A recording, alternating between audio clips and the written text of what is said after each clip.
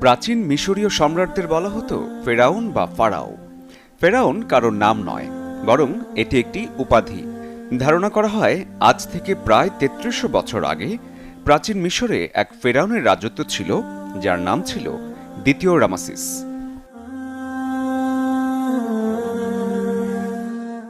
আল্লাহ এই ফেরাউনকে ক্ষমতা, আধিপত্য, সম্পদ সব দিয়েছিলেন। সে সব উপায়েই এই ক্ষমতার অপব্যবহার করে, আল্লাহকে অস্বীকার করে এবং নিজেকে সৃষ্টিকর্তা দাবি করে। আল্লাহ কোরআনে বলেন, ফিরাউন বলল, হে পারিষদবর্গ, আমি ছাড়া তোমাদের কোনো ইলাহ আছে বলে আমি জানি না। কাজেই হে মানুষ, তোমরা আমার জন্য ঈদ পোড়াও, অতঃপর আমার জন্য একটি প্রাসাদ নির্মাণ করো, যাতে আমি মূসার ইলাহকে দেখতে পারি। আমার নিশ্চিত ধারণা যে সে একজন মিথ্যেবাদী। এক গণক ফেরাউনকে বলেছিল যে বনি ইসরায়েলের এক ছেলে জন্ম নিবে, যে তাকে ক্ষমতাচ্যুত করবে, এবং তখন সে বনি ইসরায়েলীদের ঘরে জন্ম নেয়া সব ছেলে শিশুকে হত্যা করা শুরু করল। তবে আল্লাহর হুকুমে মুসা আলাইহিসসালামকে সে হত্যা করতে পারল না।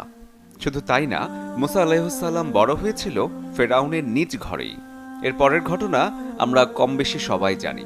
মুসা আলাইহিসসালাম এক ব্যক্তিকে ভুলবশত হত্যা করলেন এবং মিশর ছেড়ে পালিয়ে গেলেন। এরপর নবুয়ত প্রাপ্তির পর যখন তিনি ফিরে এলেন এবং ফেরাউনকে হেদায়েতের কথা বললেন, তখন ফেরাউন মুসা আলাইহিসসালাম এবং তার অনুসারীদের শাস্তি দেওয়ার জন্য তাদের পিছু নেয়। আল্লাহর হুকুমে সাগর তখন দুভাগ হয়ে যায়, আর মুসা আলাইহিসসালাম ও তার অনুসারীরা সহজেই পায়ে হেঁটে সাগর পাড়ি দেন। কিন্তু আল্লাহ ফেরাউন ও তার সৈন্যদের সেই সাগরে ডুবিয়ে মারেন।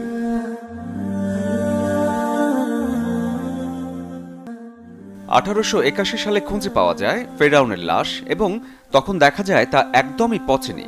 তা রাখা হয় মিশরের এক জাদুঘরে। এরপর ফ্রান্সের সরকার কিছু প্রত্নতাত্ত্বিক গবেষণার জন্য তৎকালীন মিশর সরকারের কাছে ফেরাউনের লাশ চাইলেন। তবে তখন ফ্রান্সের নিয়ম ছিল, জীবিত বা মৃত কেউ ফ্রান্সে প্রবেশ করতে চাইলে তার থাকতে হবে পাসপোর্ট।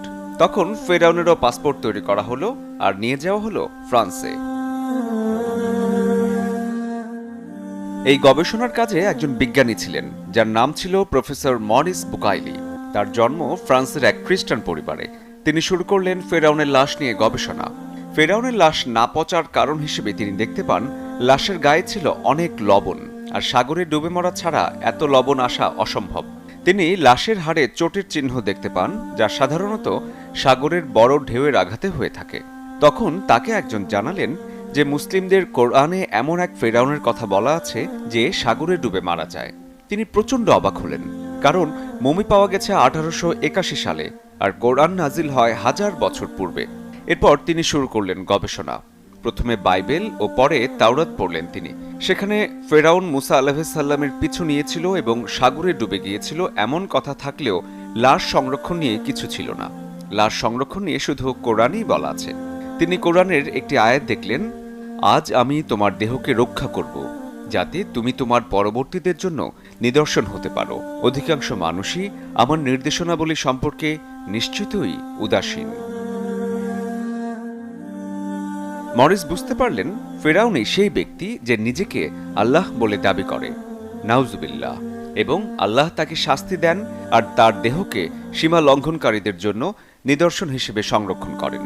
মরিস তখন আরও বুঝতে পারলেন সমুদ্রের পানির আর্দ্রতার মাঝেও কেন ফেরাউনের লাশ অক্ষত রয়েছে, কারণ আল্লাহ নিজে তা সংরক্ষণ করেন। এভাবেই আল্লাহ তার নিদর্শন সমূহের মাধ্যমে সীমা লঙ্ঘনকারীদের সতর্ক বার্তা ও জ্ঞানীদের হেদায়েত দিয়ে থাকেন।